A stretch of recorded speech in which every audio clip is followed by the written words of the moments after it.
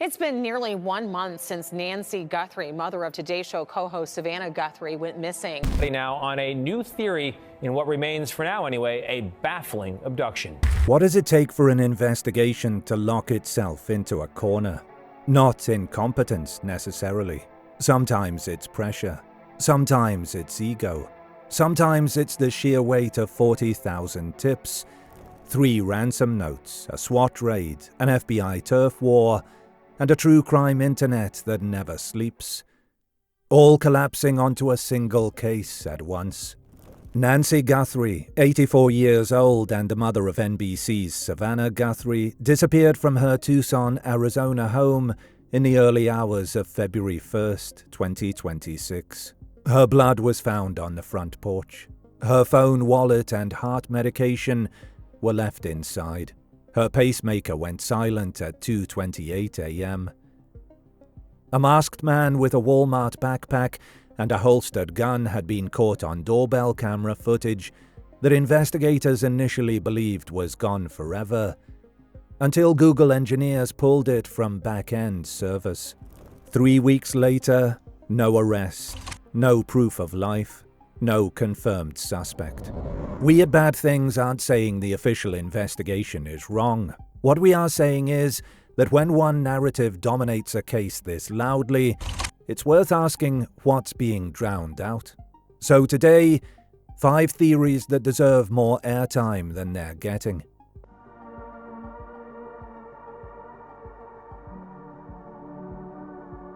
Theory 1. She staged it herself. Let's get the uncomfortable one out of the way first. The staged disappearance theory has circulated in forums since the early days of this case. And look, on the surface it sounds almost absurd. An 84-year-old woman with limited mobility, a pacemaker and daily heart medication she can't miss, blood on the porch, a masked gunman on camera. The physical evidence alone makes this feel like a dead end. But here's the thing. When true crime communities turn their attention to a theory, they rarely just dismiss it. They pull at it. And what they found when they pulled at the staged angle was more interesting than a simple yes or no. The staged disappearance theory doesn't require Nancy to have walked out herself. It asks a different question. Could the abduction have been arranged with Nancy's knowledge as a controlled exit from her life? And if so, why? What forum users have pointed to is a pattern seen in other high-profile cases. Sherry Papini in 2016, Carly Russell in 2023.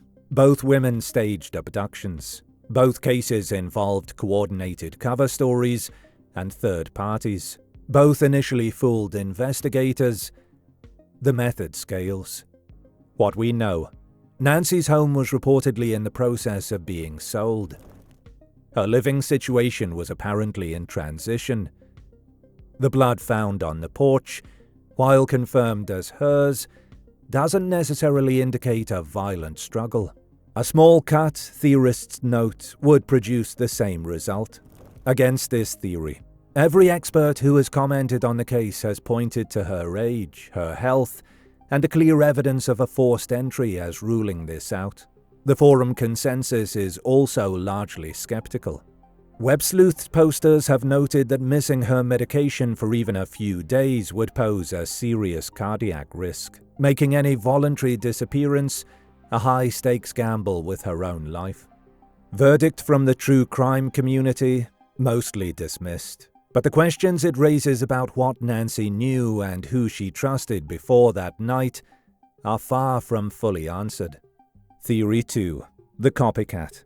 Anne Elizabeth Hagen and the Crypto Ransom Playbook.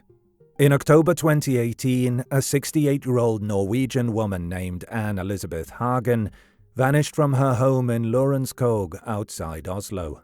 Her husband, billionaire Tom Hagen, returned home to find signs of a struggle, and a ransom note demanding 9 million euros in Monero, a privacy-focused cryptocurrency chosen because it's nearly impossible to trace. Sound familiar? Police kept the case secret for 10 weeks. When it went public, the parallels to the Guthrie case, which wouldn't happen for another 8 years, are striking enough to stop you cold.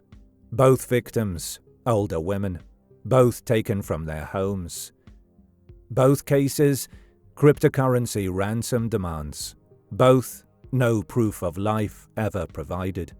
Both, investigators who openly questioned whether the ransom was genuine or a smokescreen. And in both cases, the victim has never been found.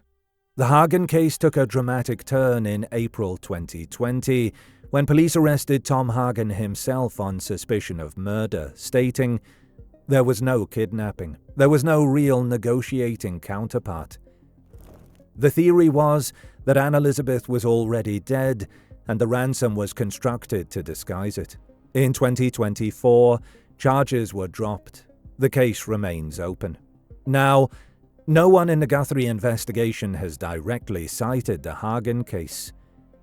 But here's what the true crime community is actually discussing. Not that someone copied the Hagen case specifically, but that crypto ransom kidnappings may be following an emerging template. The targets are older, isolated women connected, directly or by family, to serious wealth. The demands arrive in cryptocurrency to prevent tracing. Communications go to media, not just to family, creating maximum chaos and diluting investigative focus. What forum communities on Reddit and web sleuths have noted. The ransom notes in the Guthrie case were sent to TMZ, a local Tucson news station, and a second local outlet, not to the family. In the Hagen case, subsequent ransom demands came through dark web channels, not through media.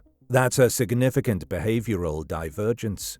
And several former FBI analysts quoted in true crime podcast coverage have said sending ransoms to media rather than family is extremely unusual and raises the possibility that the sender is more interested in attention than money. The copycat framework asks, is this a kidnapper who studied high-profile ransom cases and built a method from them? Or is it something else entirely? Someone who wanted the chaos of a ransom narrative without ever intending to collect? Theory 3. The cartel connection and a private jet that left Tucson at 4:45 a.m. At 2:28 a.m. on February 1st, Nancy Guthrie's pacemaker went dark. At 4:45 a.m., roughly 2 hours and 17 minutes later, a small private jet, a 19-year-old Cessna Citation Mustang, departed Tucson International Airport bound for Puerto Vallarta, Mexico. Missing persons investigator Stephen Fisher was the first to publicize this flight. It spread across X within hours. A fourth anonymous email sent to TMZ claimed Nancy had been seen south of the border and demanded $50,000 in Bitcoin for information. We have received a fourth letter from the same person who says that he knows where Nancy Guthrie is and he wants money. The original ransom notes themselves had stated the kidnapper was international and that law enforcement should be prepared to go international. The ransom notes were written in what linguists and language analysts have described as slightly formal, non-idiomatic English, the kind of phrasing that could suggest a non-native speaker or could suggest someone deliberately masking their voice. This was flagged in true crime circles within the first week. Here's what amplifies the cartel angle for online communities.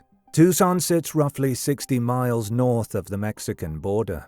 The Sinaloa cartel has an established presence in southern Arizona, primarily tied to drug trafficking routes.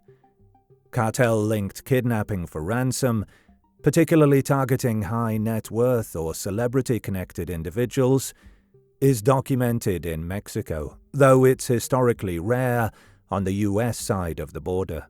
Private investigator Bill Garcia told Border Report he believes this was a money-making venture by people involved with a cartel, but thinks Nancy may still be in Arizona, somewhere within a 100 to 130-mile radius of Tucson. Official response. The FBI made contact with Mexican authorities early on. Sheriff Nanos stated there is no evidence she crossed the border. Fox News security consultants called a cross-border abduction low probability, given current border security infrastructure. But the internet keeps coming back to two things: the timing of that flight, which has never been publicly explained or ruled out, and the ransom amount itself. $6 million in Bitcoin is not a random number. It suggests someone who had assessed the Guthrie family's financial profile and set a number they thought was realistic. That level of research, paired with the confirmed surveillance of Nancy's home in the days before the kidnapping, points to an operation that was planned, not improvised. Theory 4. The personal grievance. Someone who knew her.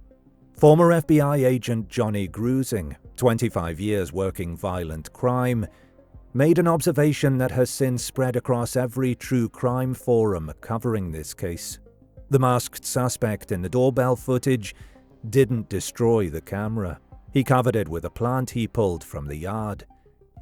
He didn't disable the doorbell mechanism. He covered it. He rang the bell or knocked, trying to get Nancy to come to the door voluntarily.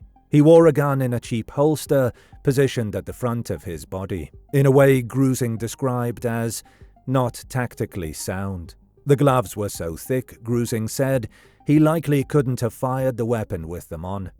His conclusion: this was not a professional. This was someone doing a performance of a kidnapping. Someone who needed the props, the mask, the gun, because he was afraid of being recognized.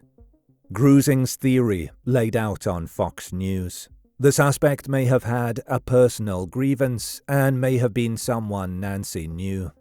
This theory has traction for a specific reason: the blood evidence. Blood was confirmed on the front porch and down the driveway. Authorities have been conspicuously quiet about whether there was blood inside the home. People following this case closely have theorized that Nancy may have opened the door to someone she recognized, been surprised or injured in the confrontation on the porch, and been moved from there, never taken through the interior of the house at all. Former FBI agent Stuart Kaplan extended this further on Fox News. I think investigators are circling in on a home care attendant or someone who looked after her or dropped in to watch her. Nancy lived alone. People routinely dropped in. Whoever took her knew her schedule well enough to come between 1:47 and 2:28 a.m. A window the forum community has noted is strange for a cold stranger, but logical for someone who knew her patterns. The caretaker or acquaintance angle is one of the few theories that explains multiple anomalies at once. The personal nature of the approach, the non-professional execution, the surveillance of the home in the days before, and the choice of Nancy specifically, rather than a random wealthy Tucson resident. Theory 5. The investigation has already failed her, and we are watching it happen in real time. This is not a theory from the internet. This is a theory from inside the Pima County Sheriff's Department itself. Sergeant Aaron Cross, president of the Pima County Deputies Organization, said publicly, "It is a common belief in this agency that this case has become an ego case for Sheriff Nanos." Multiple PCSD sources told the Daily Mail that only 3 people are directing the entire investigation: Sheriff Nanos, Chief Jesus Lopez, and Captain Juan Carlos Navarro. One source said, "It's limited to the thought processes of 3 men. They're keeping everything from the FBI. They just aren't sharing." Here's what the forum communities and independent journalists have pieced together. Nancy's crime scene was released after roughly 20 hours of processing, one day after she was reported missing. Nanos himself later said, "I probably could have held off on that." Brian Colhep, 25 years in policing, now a professor at John Jay College, called it inexplicable. News Nation's Brian Enton walked from the street to the front door on live television and zoomed in on blood drops still visible on the porch. Landscapers were later seen entering the property.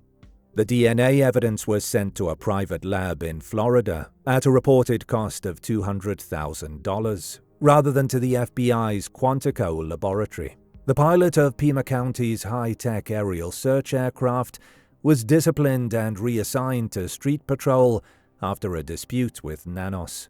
Former Pima County Sheriff's Chief Deputy Richard Carmona, who has 30 years in the department, said publicly, "We are just disappointed at the level or lack of leadership at the senior position."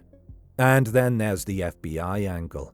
Reports allege the tension between Nanos and the Bureau dates back to 2015, when the FBI investigated the Pima County Sheriff's Department over alleged misuse of civil asset forfeiture funds. Nanos lost his next election. He has reportedly harbored resentment ever since. Federal sources told the New York Post that the FBI is eager to assume control of the case, but cannot without authorization. In 2024, the average U.S. homicide clearance rate was around 50%, meaning roughly half of all violent crimes go unsolved. When you factor in investigative tunnel vision, a documented phenomenon that researchers say appears in almost every wrongful conviction case, the picture gets darker. Timothy Moore, a researcher who studies cognitive bias in investigations, has described the mechanism. We go out and look for evidence that supports the conclusion. Evidence inconsistent with that conclusion is either not sought, not remembered, or diminished in significance. The uncomfortable theory, the one no one in mainstream media will say out loud, is that the investigation may have already set itself on a path that makes a resolution harder, not easier. Every hour the crime scene sat unprotected was an hour of evidence lost. Every day the FBI was kept at arm's length was a day of resources unused. Every week that passes in an adult kidnapping, statistically, narrows the odds of recovery. Forensic anthropologist Jesse Goliath of Mississippi State University put it starkly. If that person is not found within the first 2 days, their chances of survival drop exponentially. Nancy Guthrie has been missing for 24 days. 5 theories. 5 angles the news cycle has largely skipped past while chasing ransom notes, SWAT raids, and a Walmart backpack. Here at Bad Things, we don't claim to know what happened to Nancy Guthrie. What we do know is that cases like this, high-profile, politically charged, emotionally raw, are exactly the cases where tunnel vision becomes most dangerous, where the loudest narrative can crowd out the right one. Do you want to bring Bad Things with you wherever you go? Our episodes are now available as a podcast. Look us up on your favorite podcast app and listen to the most truth-seeking true crime podcast out there.